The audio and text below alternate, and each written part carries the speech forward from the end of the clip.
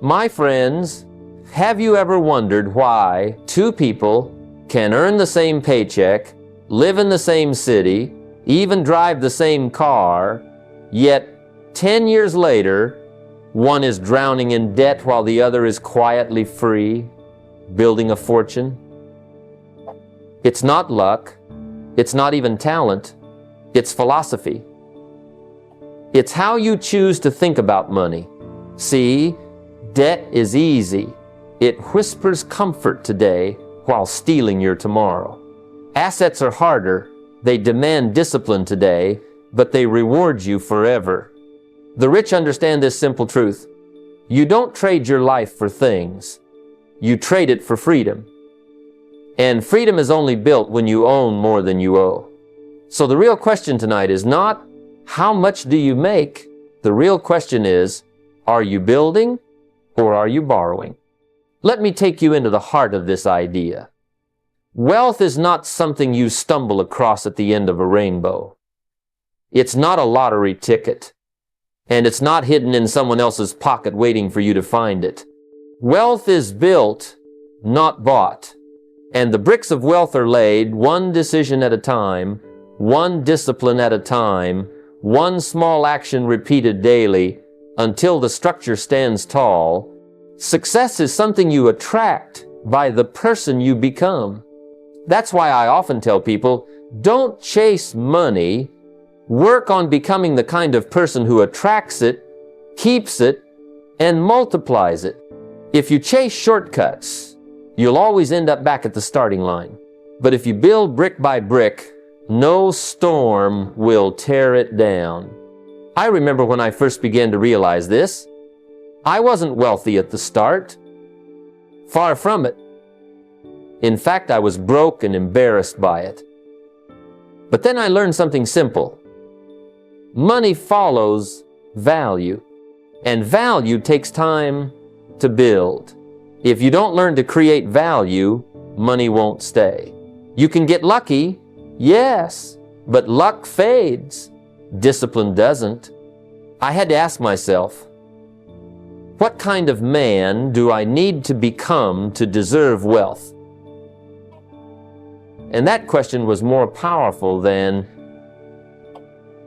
how do I make more money? Because when you focus on the person, the wealth follows naturally. The strategy is simple. Delay the craving for instant gratification. Everyone wants the shiny thing today. The luxury car, the latest gadget, the lifestyle that looks rich. But wealth isn't about looking rich. It's about being rich. And being rich means you own assets, not just things that shine and lose value. The wealthy understand time as their ally, not their enemy. They focus on creating value steadily through business, through skills, through investments, and they allow the law of compounding to work for them. That's why I encourage people. Don't ask, how fast can I get it? Ask instead, how strong can I build it? Now here are the practical steps. And they don't require you to be a millionaire today. Start small, but start. First, write down one long-term financial goal. Don't just think it, ink it. Maybe it's owning a rental property. Maybe it's building a small business. Maybe it's becoming debt-free and then investing. But you must decide what brick you're going to lay, otherwise you'll wander aimlessly. I once wrote down that I wanted to be financially independent. That single sentence changed how I spent, how I saved, how I worked. It gave me direction. Second, learn the discipline of saving before you spend. Too many people spend first, save later, and guess what? Later never comes. If you want to build wealth, reverse the order. Take the first slice of your income and keep it. That's called paying yourself first. If you make $10, keep $1. If you make 1,000, keep 100. If you make 10,000, keep 1,000. The percentage doesn't matter as much as the habit. Because habits become foundations. Third, Start something today that allows your money to grow by compounding. It could be a savings account, an investment fund, or even reinvesting back into your own skills and business. Compounding is one of the most powerful forces in wealth creation, but it only works if you start. Don't wait for the perfect time. It doesn't exist. Start where you are, with what you have, and let time do its magic. Wealth is built slowly, but that's what makes it secure. A quick fortune often disappears as quickly as it came. But the wealth you build through discipline, through value, through saving and investing, that's the kind that stays. It's not luck, it's not magic, it's the result of who you become and what you consistently do. Wealth is built, not bought. And if you begin laying the bricks today, tomorrow will be a house you're proud to live in. Debt buys comfort, but assets buy freedom. That's a truth many people don't discover until it's too late. Debt whispers sweet promises. It tells you that you can have it now, enjoy it now, live it up now. But what it doesn't tell you is that tomorrow the bill comes due, and with it comes the weight of being trapped. Assets, on the other hand, may not dazzle you overnight, but they have a quieter promise: freedom. Freedom from worry, freedom from working only for bills, freedom to choose how you live your days. Don't trade your future for a few minutes of pleasure today. The price of that trade is far too high. I used to think comfort was the goal. I remember buying little things that made me feel good for the moment, but all they did was keep me broke. Comfort today, regret tomorrow. Then I learned the difference between being trapped and being free. Comfort is often rented on credit. Freedom is built with assets. And I'd rather have the steady work of building freedom than the fleeting thrill of swiping a card for something I don't need. The strategy here is simple but profound. You must learn to separate the temporary from the lasting. Debt almost always serves the temporary. It's about pleasure now. The new gadget, the expensive dinner, the car that loses value the moment you drive it off the lot. Assets, though, are about the long game. They don't always glitter today, but they shine brighter the longer you hold them. Owning a rental property, a portfolio of investments, or even your own business, those are assets. They create income instead of consuming it. They buy you time instead of taking it away. So here's how you turn philosophy into practice. First, before you buy anything, ask yourself one question: will this give me freedom or will it trap me? That question can change your life. A fancy car might give you comfort for a year, but the monthly payments trap you for 5. An investment might stretch you now, but in 5 years, it will buy you freedom. Every purchase has a direction. It either leads toward freedom or toward chains. Learn to ask and answer honestly. Second, tackle debt head on. Don't ignore it. Don't sweep it under the rug. And don't let it quietly drain your future. High interest debt is the enemy of freedom. It eats away at your wealth like termites in the foundation. Use a system, whether it's the snowball method, where you pay off the smallest debts first for momentum, or the avalanche method, where you pay off the highest interest debts first for efficiency. It doesn't matter which you choose as long as you choose one and stick to it. I remember clearing my debts one by one, and with each payment, I didn't just gain money back, I gained confidence. I gained relief. And slowly, freedom replaced that constant pressure. Third, start redirecting the little luxuries. You'd be surprised how much money slips through your fingers on things that only buy temporary comfort. A daily coffee, the latest phone upgrade, the subscription you barely use, all of those are debts in disguise. What if you redirected that money into an asset? Instead of $5 for coffee every day, what if that $150 a month went into an investment account? Instead of chasing the next shiny gadget, What if you invested in a course, a business tool, or even a simple savings plan? Every dollar redirected becomes a seed planted in the soil of your future. The truth is, debt keeps you working for money, while assets make money work for you. Debt buys you a moment of pleasure, but assets buy you a lifetime of choice. You must decide which you want more: comfort now or freedom later. And if you're willing to delay comfort for a little while, the day will come when you won't just live in comfort, you'll live in freedom. That's a trade worth making. Your dollar is not just a piece of paper. It is a worker.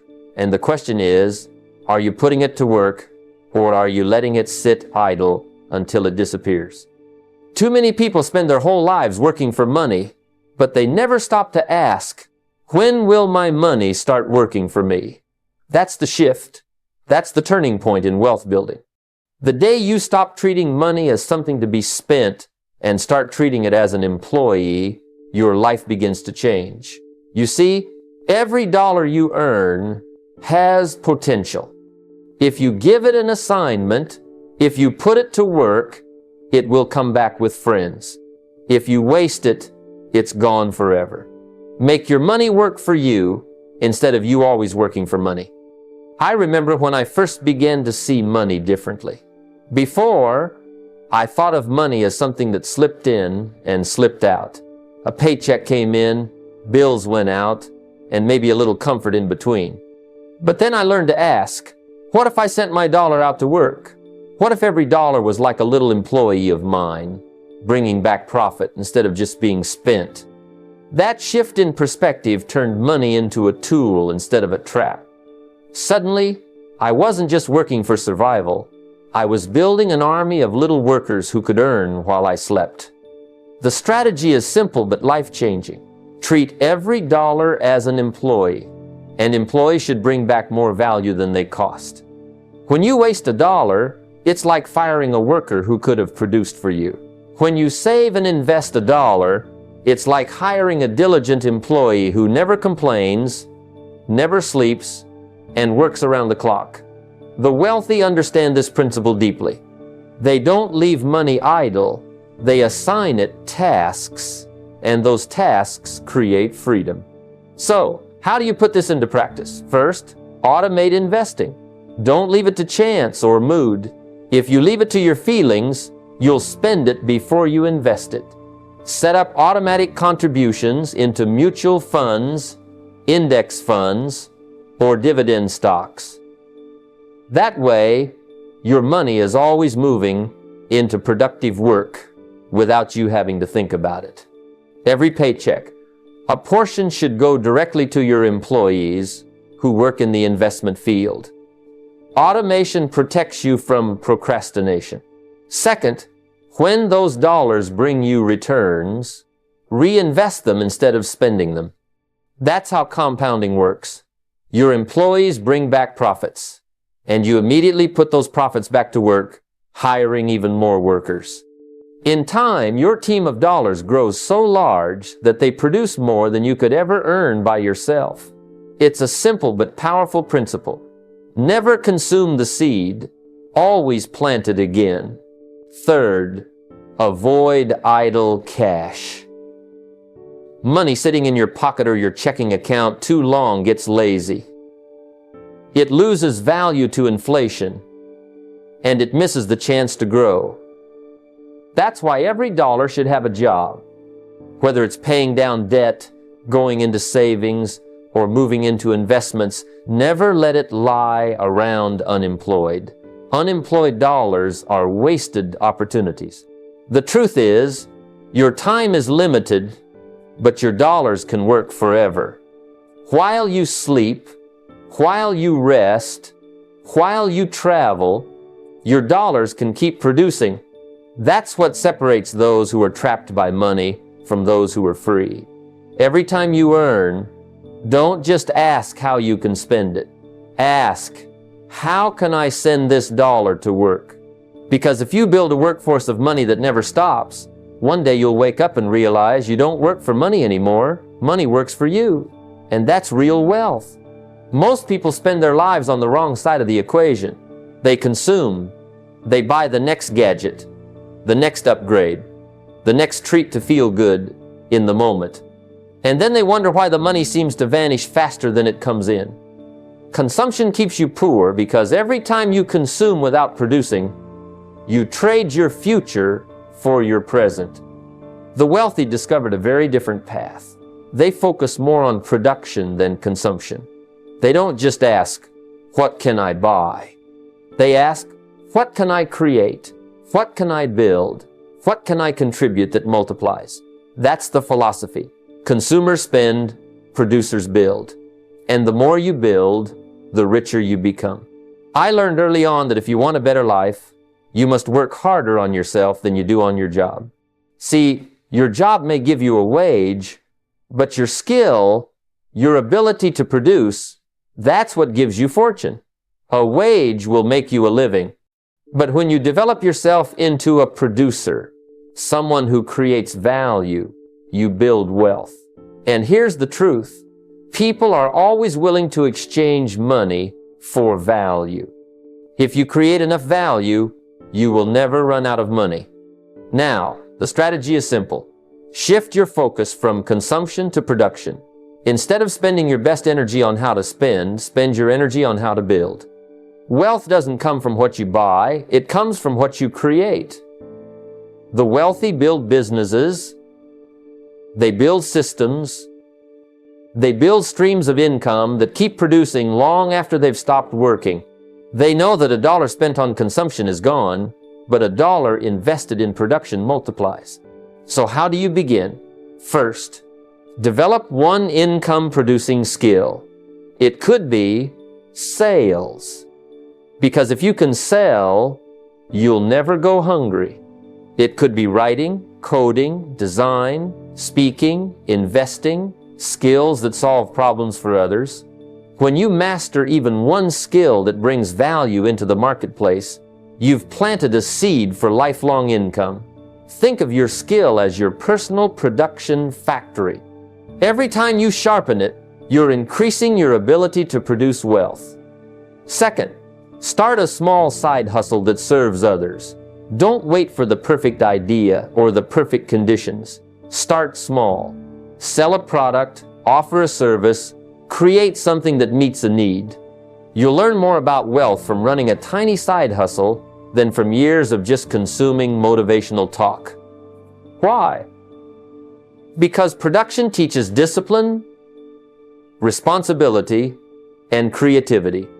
It forces you to think like a producer, not just a consumer. Third, track how much you spend versus how much you produce every week.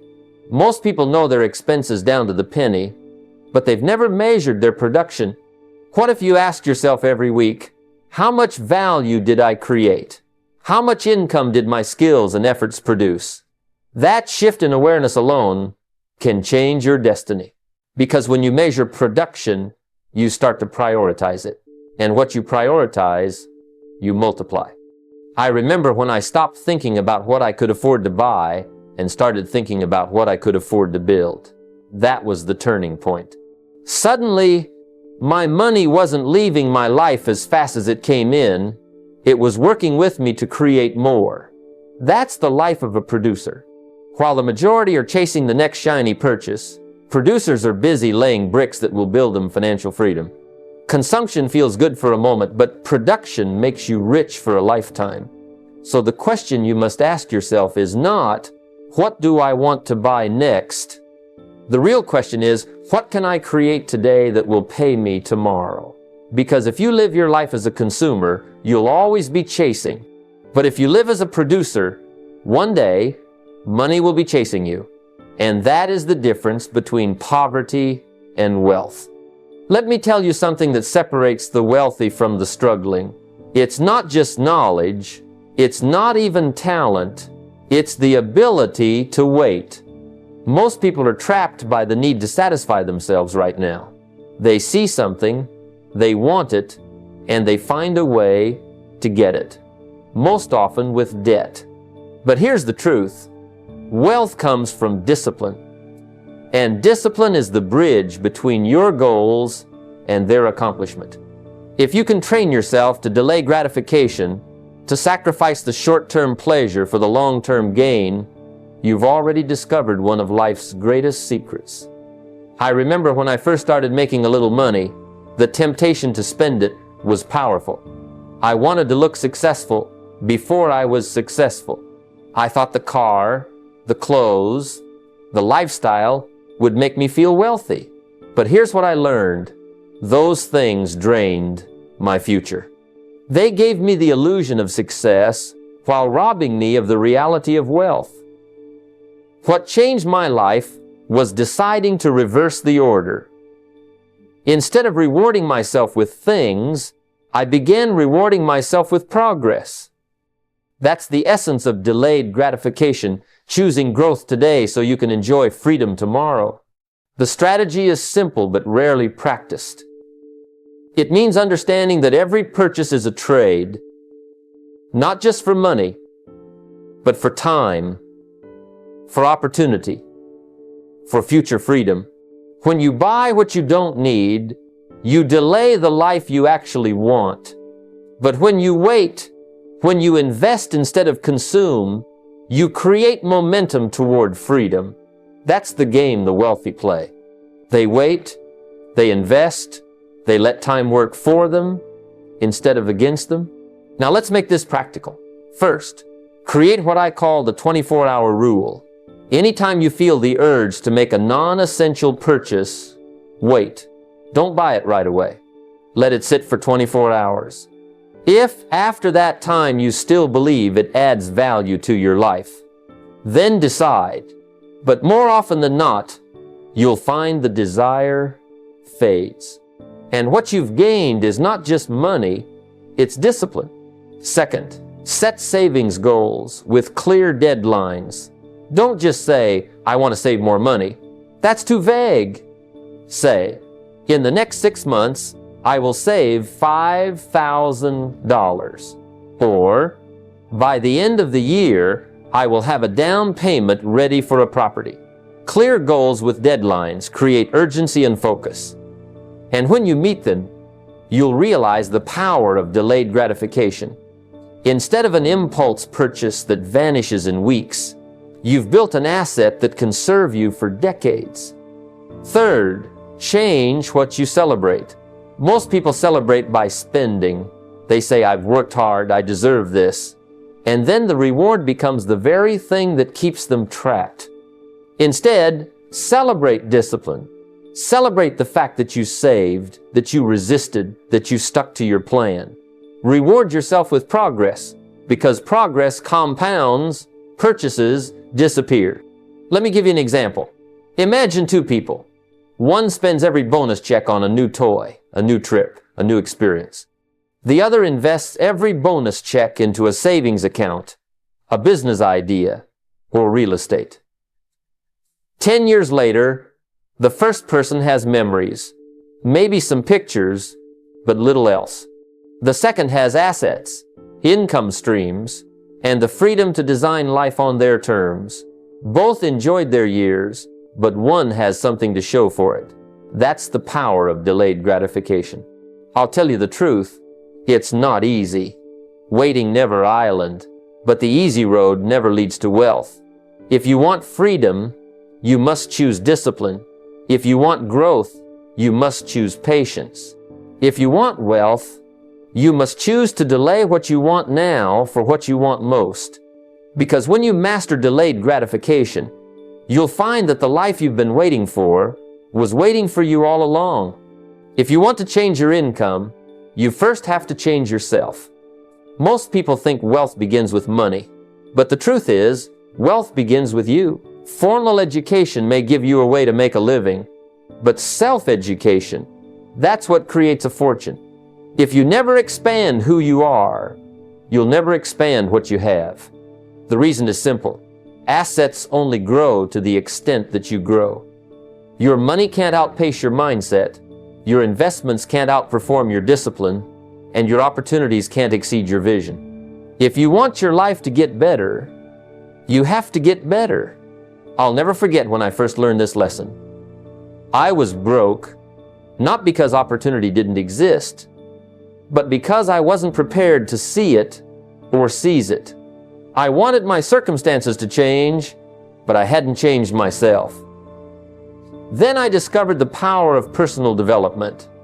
I started reading books, listening to tapes, attending seminars, and the remarkable thing was, as I grew, my opportunities grew.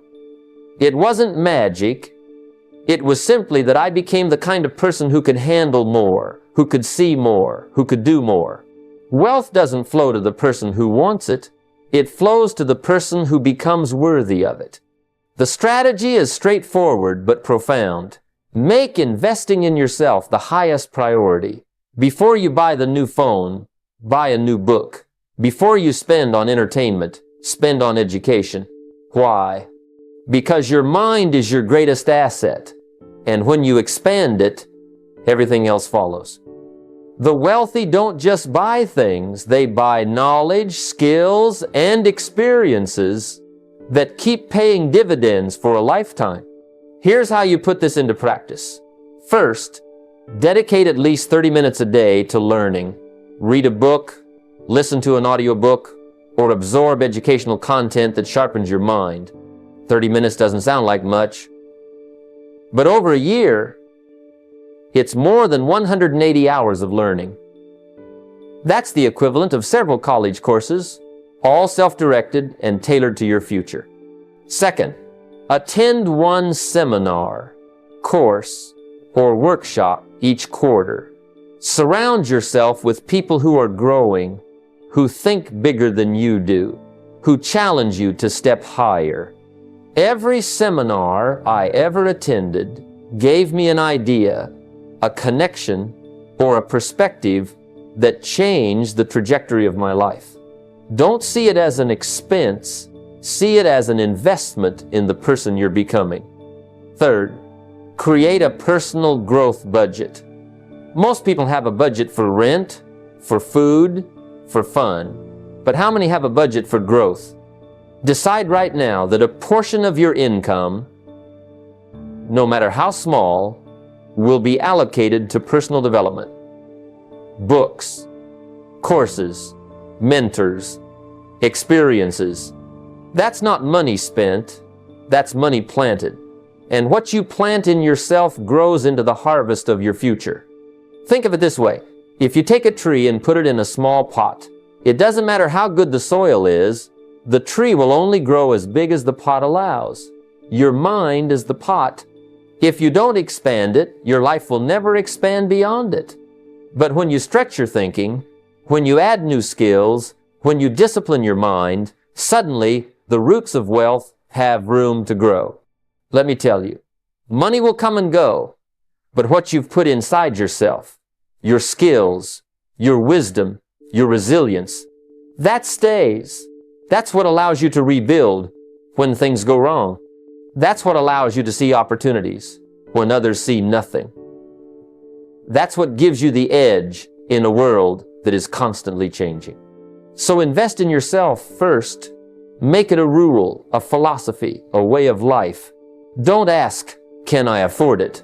Ask instead, can I afford not to? Because if you grow, everything else grows with you. And the most valuable asset you'll ever own is the person you become in the process. Most people don't fail because they don't make enough money. They fail because they never learned how to keep it. They fall into traps that promise comfort today but cost them freedom tomorrow. And the heaviest trap of all is debt. The wrong kind of debt can steal years of your life, chaining you to payments, stress, and regret. The truth is simple. Discipline weighs ounces. Regret weighs tons. The small ounce of discipline it takes to say no to that unnecessary purchase, to delay that short-term comfort, is nothing compared to the crushing weight of years spent paying interest on something that has already lost its value. I know this lesson because I once lived it. There was a time I tried to look successful before I had earned success. I bought things to impress others. Clothes, gadgets, comforts. For a short moment, it felt good. But then came the bills, the interest, the pressure. I realized I had traded my future for a few fleeting moments of pleasure. And the worst part wasn't the money I lost. It was the time. Every dollar tied up in debt was a dollar I couldn't use to build. Every payment to the bank was a step backward when I should have been stepping forward. That was regret, and it weighed heavy. So how do you escape the trap? First, stop using credit for depreciating purchases. A car that loses value the moment you drive it off the lot, clothes that fade, gadgets that are outdated in a year, these are not investments, they're liabilities. The discipline to say no, to pause, to wait until you can pay with cash will feel like a sacrifice in the moment, but later you'll thank yourself for the freedom it buys. Second, build an emergency fund. At least 3 to 6 months of living expenses. Why? Because life happens. The car breaks down. The job shifts. The medical bill arrives. And without a cushion, most people turn to credit cards or loans, digging themselves deeper into the hole. But with an emergency fund, you buy yourself peace of mind. You buy yourself options. You buy yourself freedom from panic. That's discipline at work.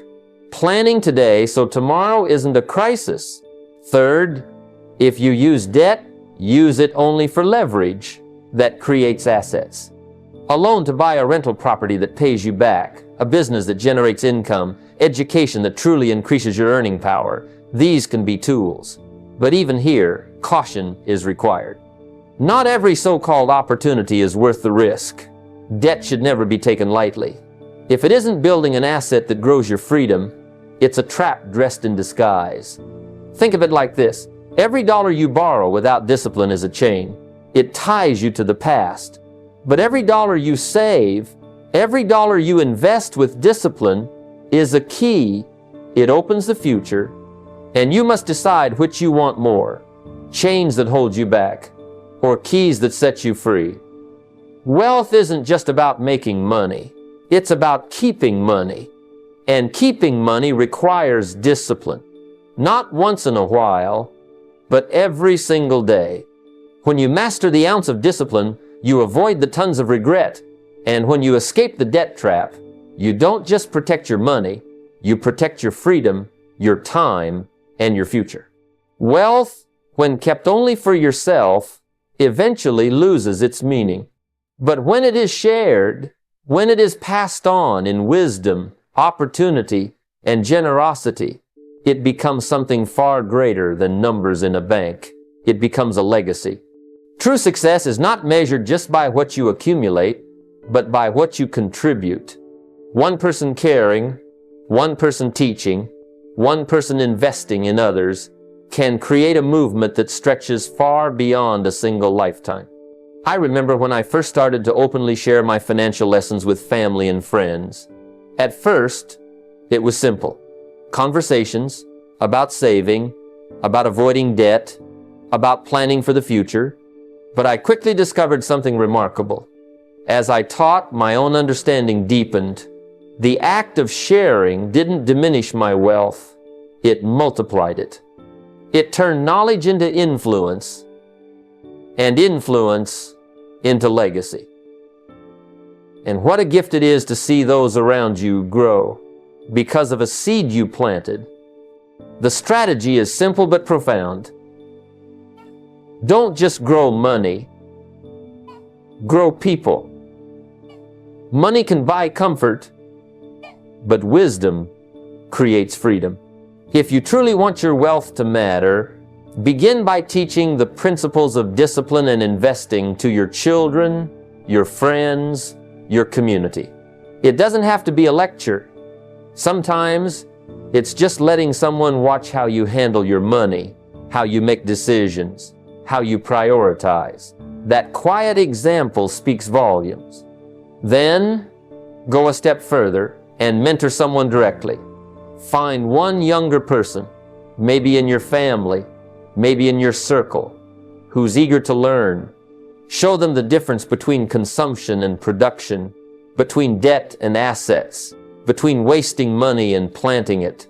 You don't have to be perfect or wealthy beyond measure to make an impact. You only need to share what you know and care enough to guide someone else. Finally, make giving a habit. Decide now that a percentage of your income will always be set aside for causes bigger than yourself, whether it's helping a neighbor, supporting your community, or contributing to charity. Giving not only blesses the receiver, it transforms the giver. It reminds you that money is a tool, not a master. It keeps your heart aligned with values. In the end, wealth becomes far more powerful when it extends beyond you. The bank account will close one day, but the lives you touch, the lessons you pass down, the opportunities you create for others, those last forever. That's how money turns into meaning and wealth into legacy. Time is more valuable than money. You can lose money and make it back, but once time is gone, it's gone forever.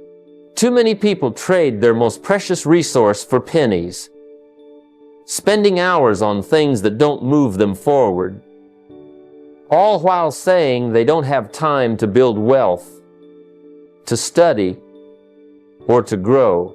The truth is, it's not that we don't have time, it's that we misuse the time we already have.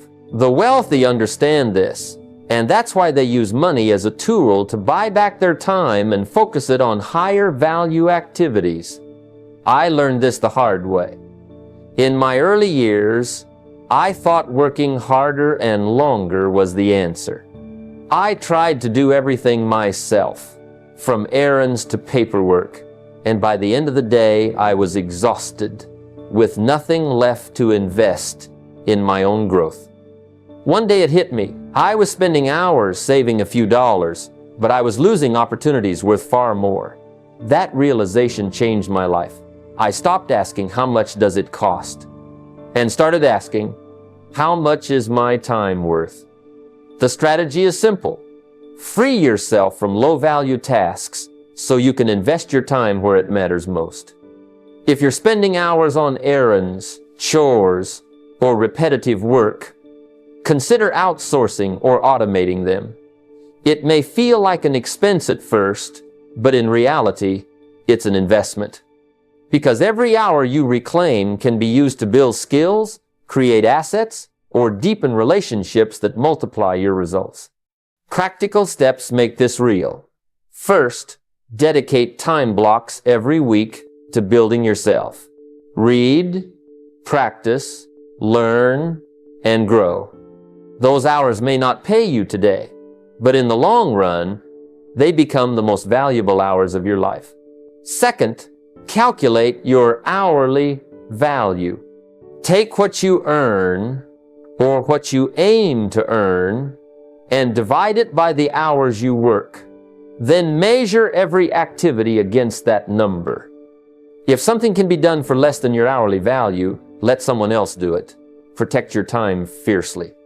Because in the end, money is replaceable, but time is not. Wealthy people don't just count dollars, they count hours. And they understand that the smartest use of money is to create more freedom of time. Use your time wisely, and money will multiply. Waste it, and no amount of money can buy it back. Profits are better than wages. Wages can give you a living, but profits can give you a fortune. Most people spend their entire lives chasing a paycheck, and while there's nothing wrong with earning a wage, the truth is wages always come with a ceiling. You're paid for your time, and once your time is used up, so is your income. The wealthy think differently. They don't just work for money. They build systems, businesses, and enterprises that work for them. I remember when I first began to understand this principle. I was working hard, doing my best, but no matter how many hours I put in, I couldn't seem to break past a certain point. Then I met people who were making more in a month from profits than I was making in a year from wages. That was a revelation. They weren't working harder than me. They had simply built businesses that solved problems, served people, and created profits beyond the limits of their own time. The strategy is straightforward. If you want wealth, you must move beyond the idea of only earning a paycheck and step into the world of profits. Start with something small, a side business, a product, a service that meets a real need. Don't wait until everything is perfect. Begin where you are with what you have. Every great fortune started with a small idea put into action. But here's the key. The goal is not just to work in your business, but to build it into a system that can run without you. If you are the only one holding it together, then you've simply traded one job for another. Wealth comes when your business has processes, people, and systems in place that allow it to grow even when you step away. That's when you truly own an asset, not just a job. The practical steps are simple but powerful. Start by identifying a problem people face and offer a solution through your product or service. Focus on value. Money always follows value. Next, as profits come in, reinvest them into growing the business instead of rushing to spend them. Build infrastructure, expand your reach, and strengthen your systems. And most importantly, don't consume all your profits.